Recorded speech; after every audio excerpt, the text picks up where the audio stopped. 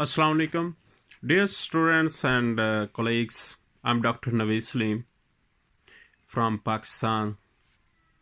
I just thought about to talk about the treatment plans in hospitals, which is actually a different task to treat the patients. I just wanted to make it easy for doctors to treat the patients. I hope you will enjoy this. I mean to say, to listen to me. After that, you will treat patients very easily. Today, this is my first video, and I want to talk about pneumonia. There are a number of pathogens which cause pneumonia, including bacteria, viruses, and fungi. Streptococcus pneumonia is the commonest pathogen. Pneumonia caused by Legionella and Mycoplasma is called atypical. Sputum should be gram-strained and cultured. Blood cultures should be sent in more serious patients. Chest X-rays and blood counts should be performed. Pleural effusions, if present, should be aspirated and examined. So, among these pathogens, I want to tell that Streptococcus pneumonia is the most common pathogen. Afterwards, two others are the commonest organisms. Those are Legionella and Mycoplasma, but they are rare. So it is concluded that only three organisms which are more important and more common in causing pneumonia are the most commonest is Streptococcus pneumonia, and the others two are Legionella and Mycoplasma. Now, what measures should be taken to treat the patient? Sporty measures, suppose. Adequate hydration is essential among the patients. Oxygen should be given. If patient has respiratory distress, antitussives are not useful. If patient has pleuritic pain, it should be controlled with NSAIDs and analgesics. Among sporty measures, hydration is important thing. Patient should be hydrated, but not up to that level that fluid accumulates in lungs and it may cause the disease more worse. So, hydration is a skill among these patients who are suffering from respiratory diseases. Hydration is the better and most important skill for doctors to hydrate any patient who is suffering from respiratory disease. Now we will talk about empiric antimicrobial therapy. After sputum, blood has been collected for bacteriological examination. Antibiotics should be started. Drugs can later be modified if required on the basis of culture results.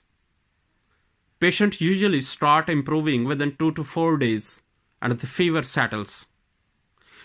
Treatment has to be continued for at least 3 days after temperature has become normal.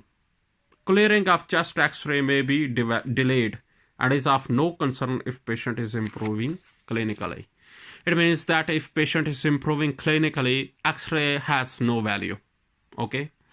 Now we will talk about community-acquired pneumonia. It's generally treated on an outpatient basis. Patients of mild to moderate infections without comorbidities. What are the comorbidities? Those are diabetes, heart failure. And recent antibiotic exposure can be treated with amoxicillin. 500 milligram 8 hourly. Amoxicillin you will have to give 500 milligram 8 hourly, or clarithromycin 500 milligram 12 hourly, or doxycycline 200 milligram, loading dose 100 milligram daily. So it is concluded that patients without comorbidities and without any complication should be treated with amoxicillin or clarithromycin or doxycycline. Okay.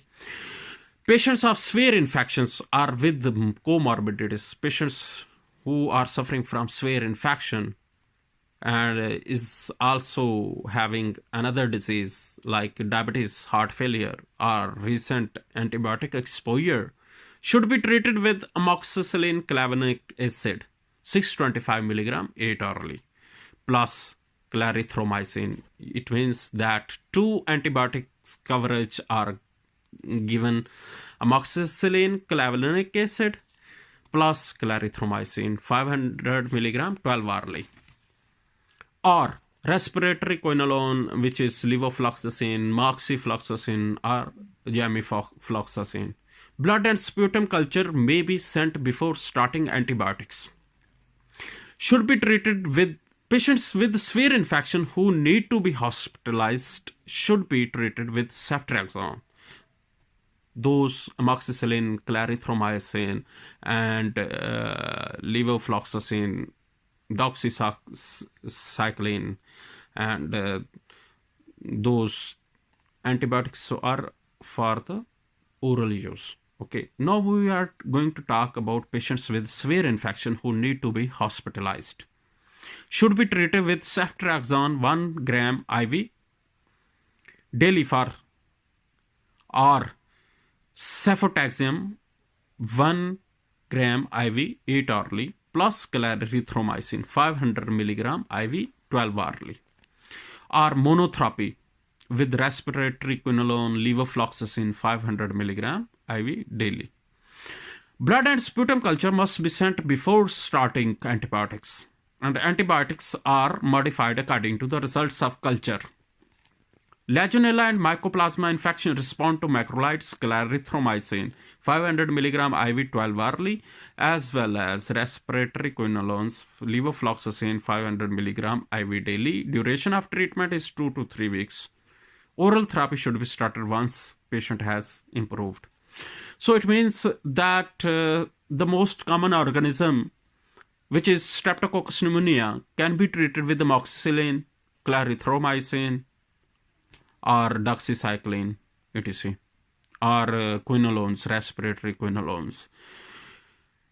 On the other hand, Legionella and Mycoplasma can also be treated with the simple antibiotic, that is macrolide clarithromycin 500 milligram IV 12 hourly, or respiratory quinolone levofloxacin. So the right choice of antibiotic is there. You will have to choose antibiotic which is very accurate, very right for the patient suffering from pneumonia. It's a art, it's a skill, there is no complication over there to treat pneumonia, which is caused by Streptococcus pneumonia, either by Legionella or Mycoplasma. Now we will talk about nosocomial pneumonia. Gram-negative bacilli and staphylococci are the usual pathogens. A combination of beta-lactamase antimicrobials with gram-positive activity, that is augmentin 600 to 1200 milligram IV BD, or ceftriaxone, which is cephalosporin 1 gram IV BD, is effective.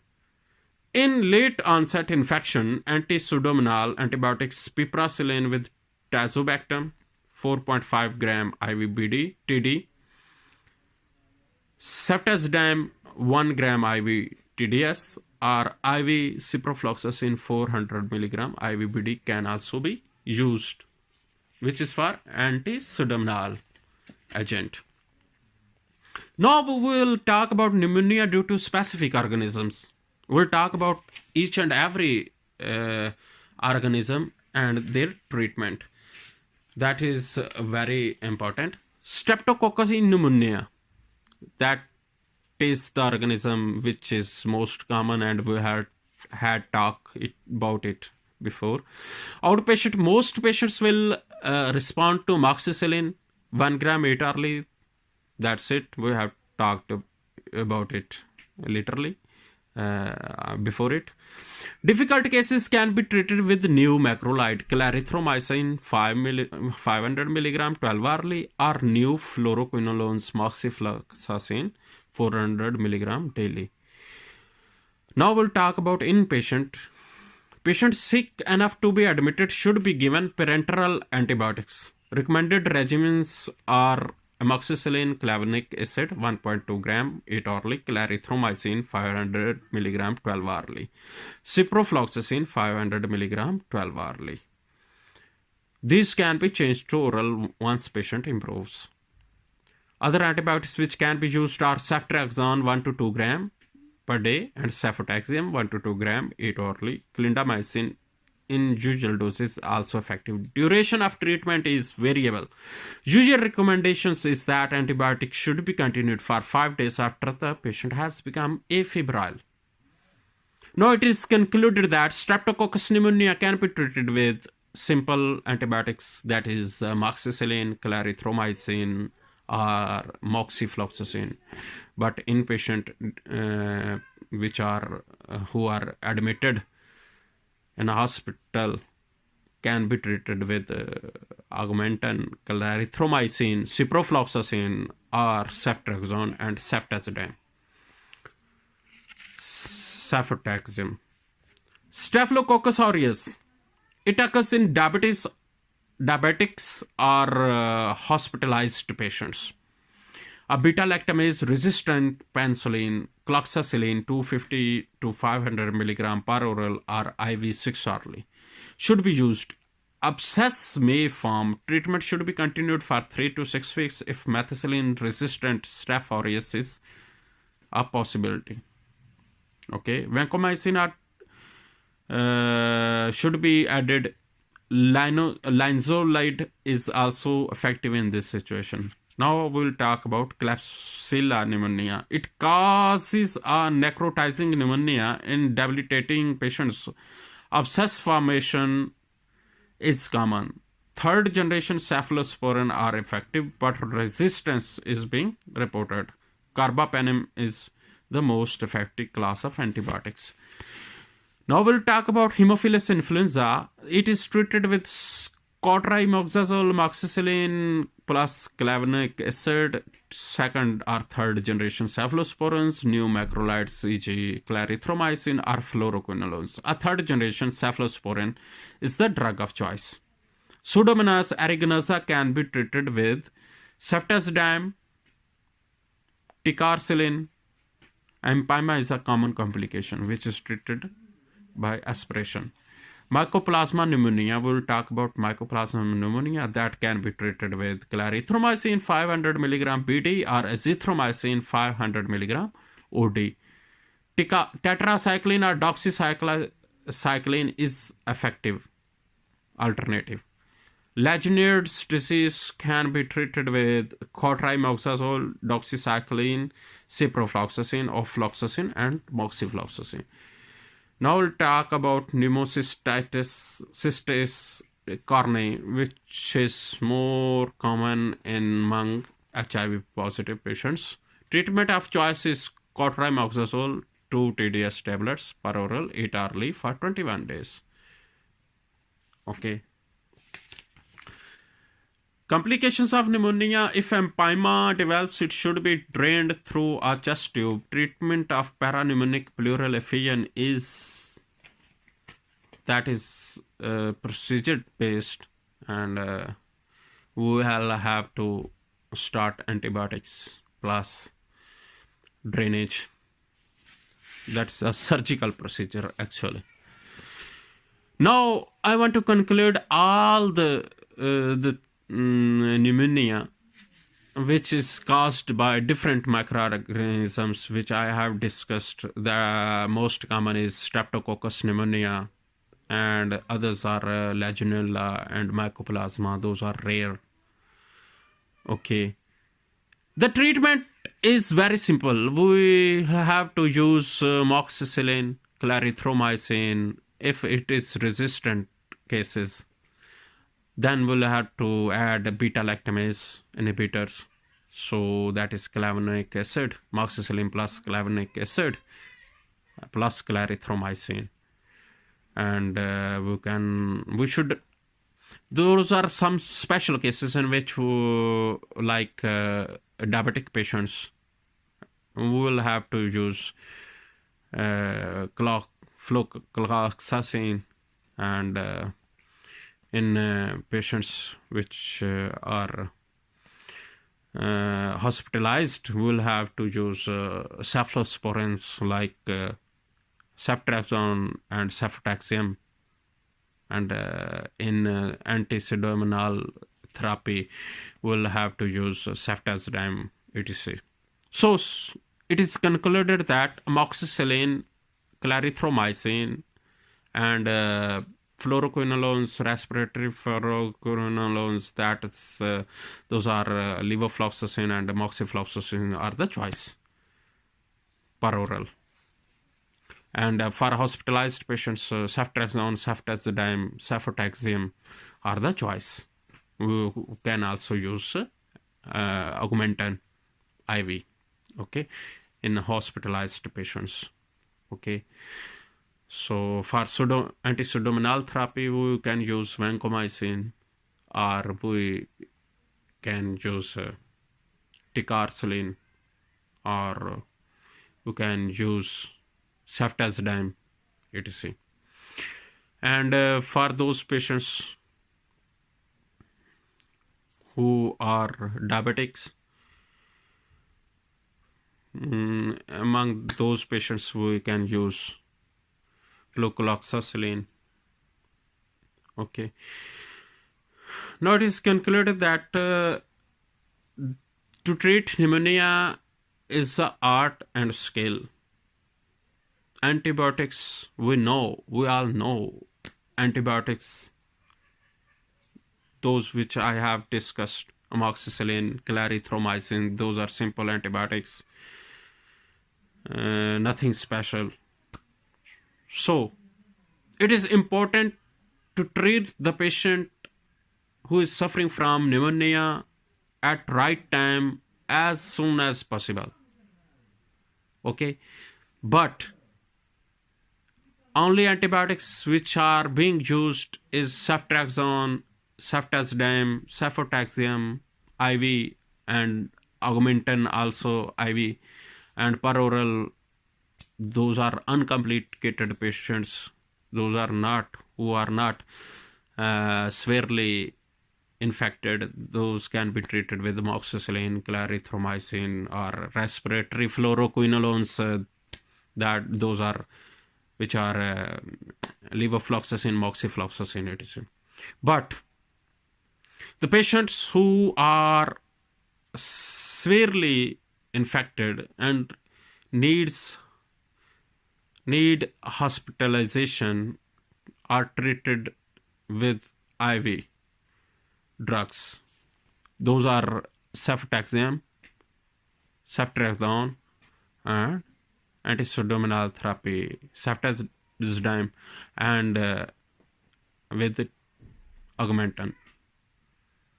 So no worry, treat the patients confidently who are suffering from pneumonia. So it was my video to tell you the actual treatment plan for the pneumonia.